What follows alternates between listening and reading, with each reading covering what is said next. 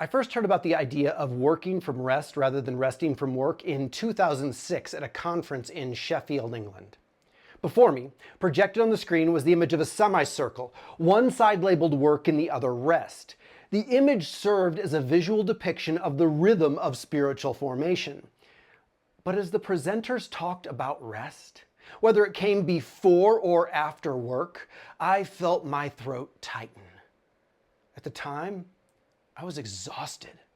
Not just from work, but from the inside out. There was a deep storm in me, trauma I hadn't named, relationships I hadn't healed, pain I kept buried. So instead of resting, I worked. I scrolled. I watched. I filled every moment with noise because if I stopped consuming, I'd have to be with myself. And that was a place I did not want to be. We tend to think consumption is about material stuff. But before we ever bought too much, we felt too little. We numbed ourselves with anything that would keep the ache at bay.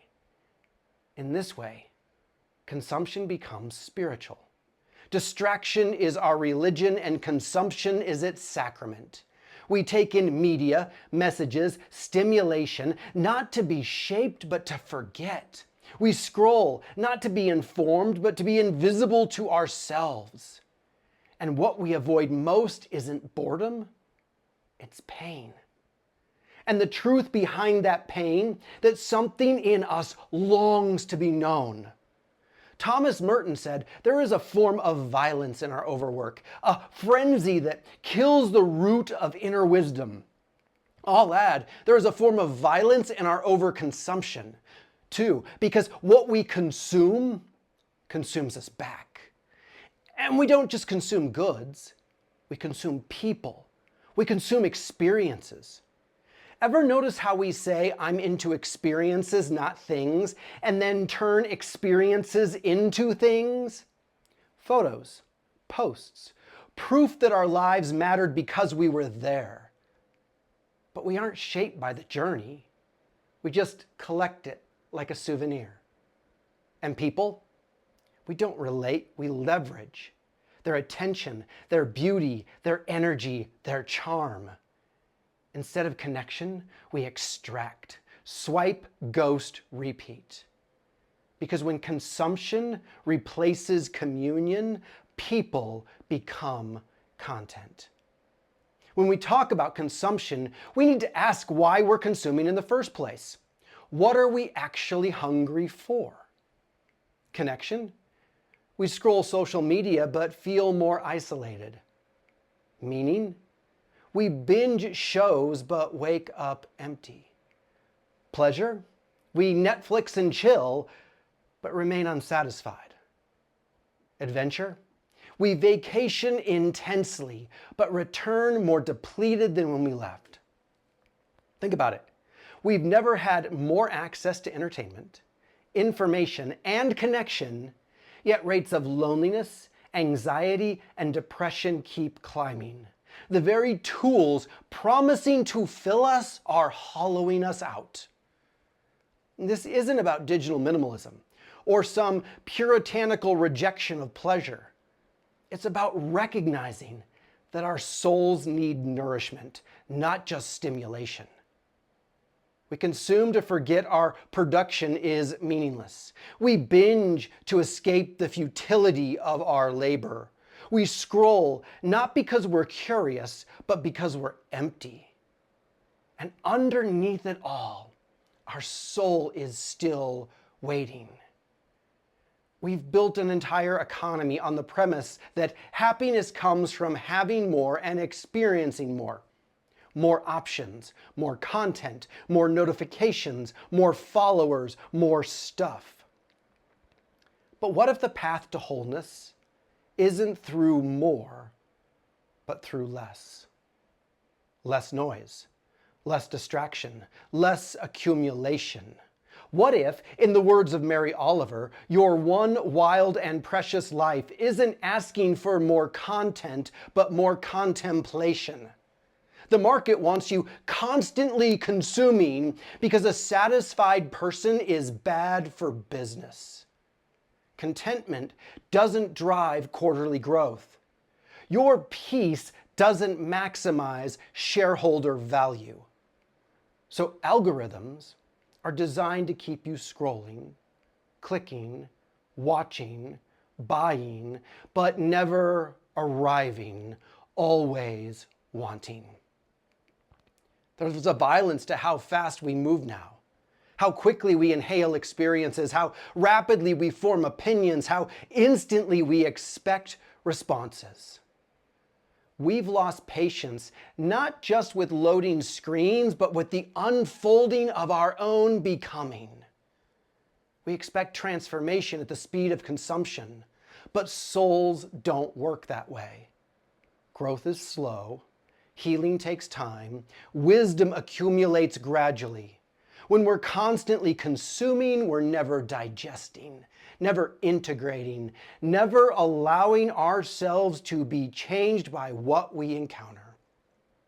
Instead, we move on to the next thing, forever stimulated but never satisfied. John O'Donohue said, "You have traveled too fast over false ground. Now your soul has come to take you back." Creating requires courage. Consumption doesn't. To make something is to risk being seen. Put yourself into the world to say, this is me, this is what I think matters. Consumption asks nothing of us. Creation asks everything. But here's what's beautiful. When we create, even if it's just a meal, a garden, a song only we will hear, we touch something essential in our humanity. We remember we were made to participate, not just spectate. And when we create together, that's where the magic happens. That's communion. Not extracting value from each other like resources to be mined, but co-creating value together, building something new that couldn't exist without both of us showing up fully. You were not made to be a consumer. You were made to be a creator, a connector, a recreation. When I think back to that Sheffield conference room, I can still feel the stiff fabric of the chair against my back, the faint scent of coffee and whiteboard markers in the air. As the presenter talked about rest, my throat didn't just tighten metaphorically, it physically constricted. My palms grew damp, my heart raced, my body was in full rebellion against the very concept of stillness. I want to be clear about something. The journey from consumption to recreation isn't overnight. It's not a switch we flip. It's not as simple as putting down our phones and suddenly becoming whole. It's messy. It's slow. There are relapses and retreats back into the numbing comfort of distraction. Because when we begin to step away from consumption, we face what we've been avoiding: ourselves. The pain we've been running from, the emotions we've been drowning out, the questions we've been too afraid to ask. That's why it took me years after Sheffield to truly understand what was happening. It wasn't just addicted to work or distraction. I was terrified of what would emerge in their absence. Recreation, true recreation, begins with allowing ourselves to be broken, to acknowledge the fractures, to sit with the discomfort of our own company, and then, slowly, to put ourselves back together. Not as we were, but as we might become. This isn't about moral superiority or perfect habits. It's about remembering our humanity piece by piece, remembering how to feel, how to be present, how to connect without consuming, how to embrace ourselves. Many days, I still reach for my phone first thing in the morning. Some nights, I still numb myself with endless scrolling. The difference is that now I can feel it happening. I can name it. I can choose differently, even if not always. And in those moments when I do choose presence over escape, when I create instead of consume, when I connect instead of extract, I taste something of what it means to be fully human again. What does recreation actually look like? It's not just the absence of consumption, but presence with yourself. Like the other morning, I woke up energized and alive, not tapping on social media, but my notes. Ideas flowed from my brain to the screen as I jabbered away, my voice ready to record from a heart full of ideas that might help others stay human. That's creation emerging from stillness. Or when tension crept into my body recently, a nameless discomfort I couldn't identify, instead of drowning it in distraction, I laid down, breathed, located where the sensation lived in my body, then consulted Eastern body, Western mind to understand which energy center was speaking. This isn't about self-optimization, it's self-communion. And communion with others? It happened just the other day when I planned my entire day around two separate dinners. One with a doctoral classmate from Canada that I hadn't seen in a decade. Another with a Michigan friend and his new wife. We sat across tables, phones away, eyes meeting, stories unfolding, no content consumed, just connection created. Community doesn't just support our journey from consumption to creation, it catalyzes it. People function as mirrors, reflecting back parts of ourselves we couldn't otherwise see. I used to tell couples in premarital counseling that relationships are the most efficient way to discover what needs healing within you. The person across from you becomes a mirror, revealing patterns you've been blind to for years. This mirroring effect is what Harville Hendrix explores in Getting the Love You Want. How our closest relationships expose our wounds precisely so they can finally heal. We aren't just consuming each other's company. We're participating in each other's recreation. We've been trained to be consumers, not just of products, but of each other and the world itself. What would it mean to be citizens instead? Not just taking, but giving. Not just watching, but participating. Not just critiquing, but creating. What would it mean to see the world not as content to be consumed, but as a community to be tended? I think it would mean reclaiming our attention, our time, our capacity for wonder, our ability to be present, fully present with each other and ourselves. It would mean trading the dopamine hit of the scroll for the deeper joy of showing up. Yet here I am, creating content about the problem of consumption. And I see the irony. Isn't it hypocritical? Asking for your attention while critiquing attention economy? Using the master's tools to dismantle the master's house? Maybe. But I think there's a difference between content and communion. Content extracts. Communion connects.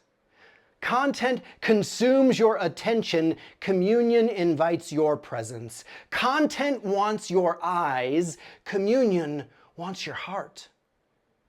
And I don't just want you to consume these words. I want them to consume you.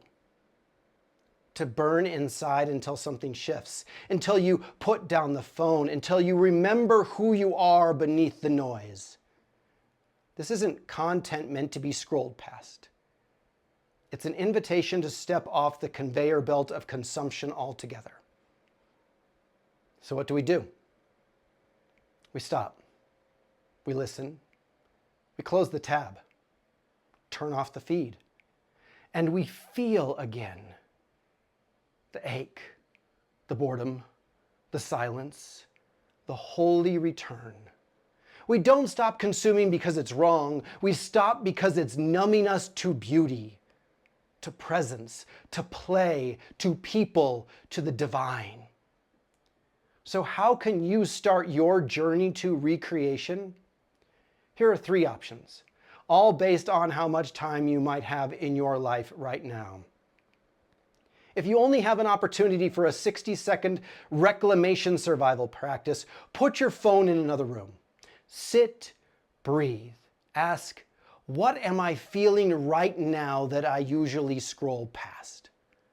If you have an hour for a soul practice of resistance, go create something with your hands. Write, paint, bake, garden. No productivity goal. Just let your soul speak for an hour. If you want a big life shift and act of rebellion, this week, schedule time with no content. No music, no TV, no podcasts, just you and your body, your breath, and whatever rises up. Let your soul catch up to your life, because we can stay human, and we must.